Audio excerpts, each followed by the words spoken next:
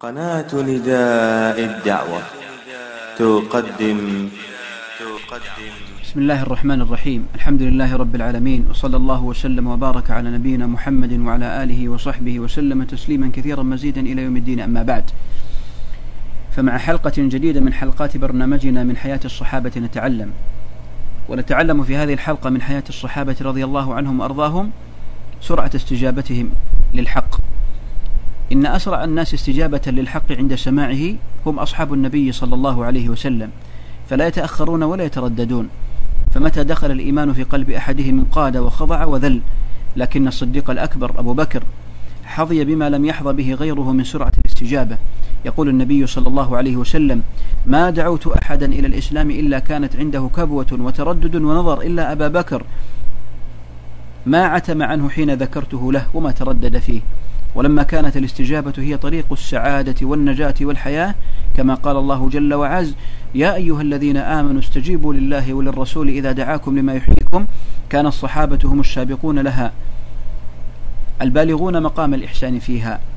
وأما أبعد الناس استجابة لأمر الله ورسوله من امتلأ قلبه كبرا وعلوا وغرورا واتبع هواه واغتر بزهرة الحياة. طوف نظرك في سير الأولين وشاهد مدى استجابتهم وسرعة انقيادهم أفرادا وجماعات. فحين نزل تحريم الخمر قالوا انتهينا، فأخرج الناس ما لديهم من جرار الخمر وأراقوها في سكك المدينة. قال أنس: فأصبحت المدينة 3 أيام ليس لها رائحة إلا الخمر. ولما نزل قوله تعالى: لله ما في السماوات وما في الأرض وإن تبدوا ما في أنفسكم أو تخفوه يحاسبكم به الله، اشتد ذلك على أصحاب النبي صلى الله عليه وسلم، فأتوا النبي عليه الصلاة والسلام وبركوا على الركب وقالوا: قد أنزلت عليك هذه الآية ولا نطيقها. فقال النبي صلى الله عليه وسلم: أتريدون أن تقولوا كما قال أهل الكتابين من قبلكم سمعنا وعصينا؟ بل قولوا سمعنا وأطعنا غفرانك ربنا وإليك المصير. فقالوا سمعنا وأطعنا.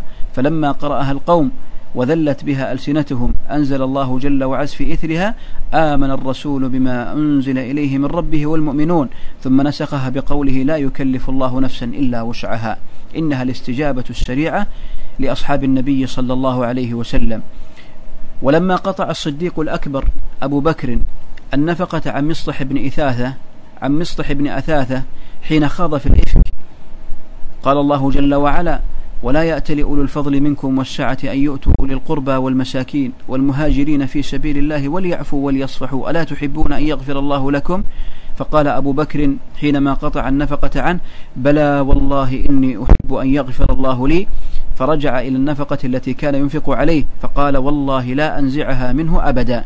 والموقف العجيب لعبد الله بن رواحة رضي الله عنه حينما دخل المسجد والنبي صلى الله عليه وسلم يخطب، فسمعه يقول: اجلسوا، فجلس مكانه خارج المسجد حتى فرغ من خطبته، فبلغ ذلك النبي صلى الله عليه وسلم فقال: زادك الله حرصا على طواعية الله ورسوله صلى الله عليه وسلم.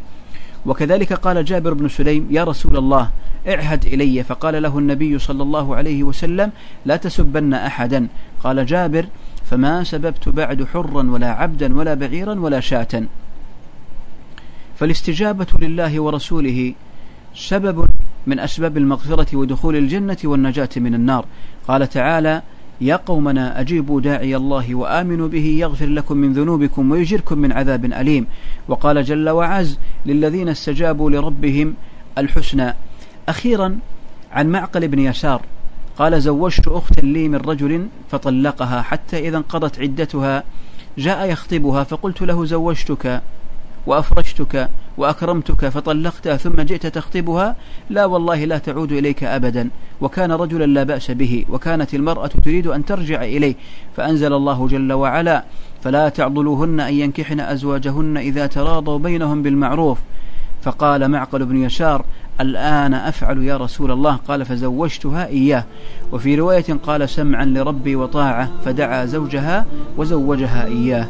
أسأل الله جل وعز للجميع التوفيق والسداد والهدى والرشاد، والله أعلم وأحكم، وصلى الله على نبينا محمد.